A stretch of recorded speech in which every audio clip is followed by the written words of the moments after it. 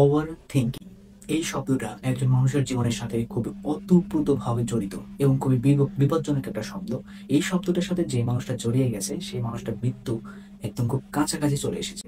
সেই মানুষটা এতটাই ডিপ্রেশনে পড়ে যায় যে সেই ডিপ্রেশন থেকে বের হওয়া তার জন্য কষ্ট হয়ে যায়। শুধু ডিপ্রেশন পড়ে যায় বিষয়টি এরকম না, ওই মানুষটার স্মৃতিশক্তি কমে যায়। শুধু স্মৃতিশক্তি কমে যাওয়ার বিষয়টি এরকম না, ওই মানুষটার ভবিষ্যৎ নিয়ে যে একটা ডিসিশন নেবে সেই ডিসিশন নেওয়ার ক্ষমতাও সে হারিয়ে ফেলে এবং ইনস্ট্যান্ট কোনো ডিসিশন নিতেও সে খুব ভয় পায় এবং সেই ডিসিশন নেওয়ার ক্ষমতাটা তার ধীরে ধীরে ধীরে ধীরে কমে যায়। তো এই যে একটা বিপজ্জনক শব্দ ওভার থিঙ্কিং, এখন এই ওভার থিঙ্কিং আসলে কি এবং ওভার থিঙ্কিং থেকে বাঁচার আসলে কোনো উপায় আছে কিনা, মানুষ কেন ওভার থিঙ্কিং করে? এখন দেখেন ওভার থিঙ্কিং আসলে কি, তাই না? ওভার থিঙ্কিং এটা মানে হচ্ছে অতিরিক্ত চিন্তা করা যে কোনো বিষয় নিয়ে, সেটা আপনার জীবনের সাথে ঘটুক বা আপনার সাথে অন্য কারোর সাথে ঘটছে বা আপনার সাথে ঘটছে, প্রত্যেকটা বিষয় নিয়ে আপনি অতিরিক্ত পরিমাণ চিন্তা করেন, অতিরিক্ত সময় নিয়ে চিন্তা করেন। এই জিনিসটাকে একদম সংক্ষেপে ওভার থিঙ্কিং বলে। যে আপনি কোনো কিছু নিয়ে চিন্তিত, কোনো একটা বিষয় নিয়ে চিন্তিত এবং কোনো একটা বিষয় নিয়ে আপনি চিন্তা করতেছেন এবং নিজে নিজে ভাবতেছেন যে এই জিনিসটা আমি কেন করলাম না, এই জিনিসটা কেন হইলো না, বা এটা হইতে পারতো, এটা হইতে পারতো না, আমি এই জিনিসটা করলে এইটা হইতো, এই জিনিসটা কেন করলাম, যদি আজকে না করতাম তাহলে এটা হইতো না। মানে আপনি অতীতে এমন একটা কাজ করছেন যেই কাজের জন্য আপনি সব সময় নিজেকে দোষারোপ করতেছেন এবং নিজেকে বলতেছেন যে ইস, যদি আমি ওই সময় কাজটা না করতাম বা যদি আমি ওই সময় এই কাজটা করতাম। এই যে যদি এবং কিন্তু মাঝখানে আপনি পড়ে গেছেন, সেইখান থেকে আসলে বের হইতে পারতেছেন না। এইটাই হচ্ছে ওভার থিঙ্কিং, মানে হচ্ছে অতিরিক্ত পরিমাণ চিন্তা। যেই জিনিসটা নিয়ে চিন্তা করার কথাই না আপনার, সেই জিনিসটা নিয়েও আপনি চিন্তা করেন। এবং গবেষণা বলে যে এই যে চিন্তা ভাবনা করে না মানুষ, যে যে অতিরিক্ত চিন্তা করে, এই অতিরিক্ত চিন্তার প্রায় 90% প্লাস, আবার বলছি প্রায় 90% প্লাস কখনোই ভবিষ্যতে ঘটে না।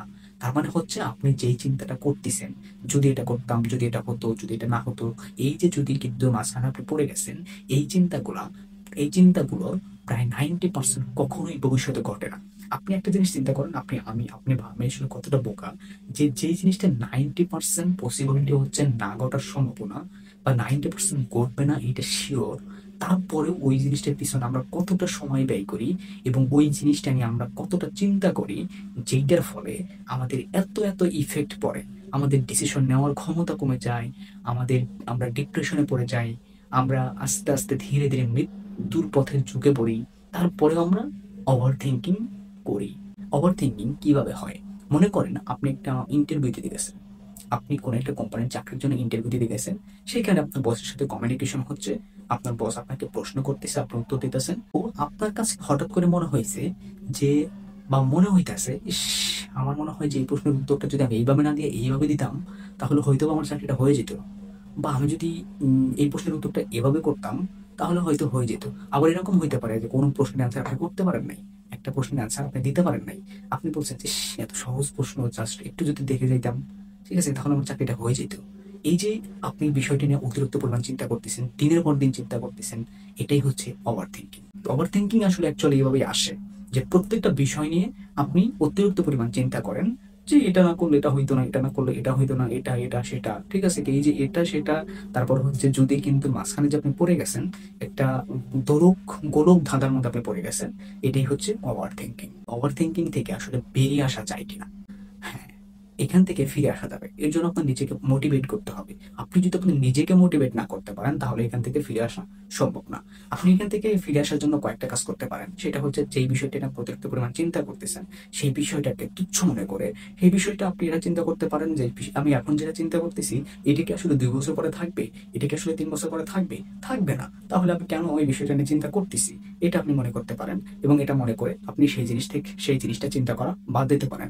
2 নম্বর, আপনি আহ কোন কাজে নেমে যেতে পারেন। সেটা হচ্ছে আপনি যে বিষয়টি নিয়ে চিন্তা করছেন সেই বিষয়টি চিন্তা না করে আপনি কোনো একটা কাজের সাথে যুক্ত থাকতে পারেন বা কোনো একটা কাজ অ্যাকশনে যেতে পারেন।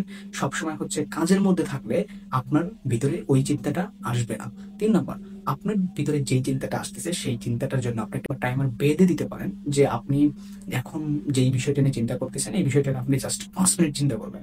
এই 5 মিনিট হওয়ার সাথে সাথে বলে আপনি চিন্তাটা ছেড়ে দিবেন বা অন্য কাজে নেমে পড়বেন। তো এই যে ওভার থিংকিং বিষয়টা, এইটা আপনি নিজের মধ্যে যদি মোটিভেট না আনতে পারেন বা নিজেকে নিজে বুঝাতে যদি না পারেন, তাহলে আপনি এখান থেকে বেরিয়ে আসতে পারবেন না। এবং আমার মনে হয় যে এখান থেকে বেরিয়ে আসাটা আপনার খুবই জরুরি এবং আমাদের সবারই জরুরি। যে জিনিসটা ভবিষ্যতে ঘটবেই না বা যে জিনিসটা ভবিষ্যতে হওয়ার সম্ভাবনা 90+% নাই, সেই জিনিসটা নিয়ে আমাদের সময় নষ্ট না করাটাই উচিত এবং সময় নষ্ট না করাটাই শ্রেষ্ঠ।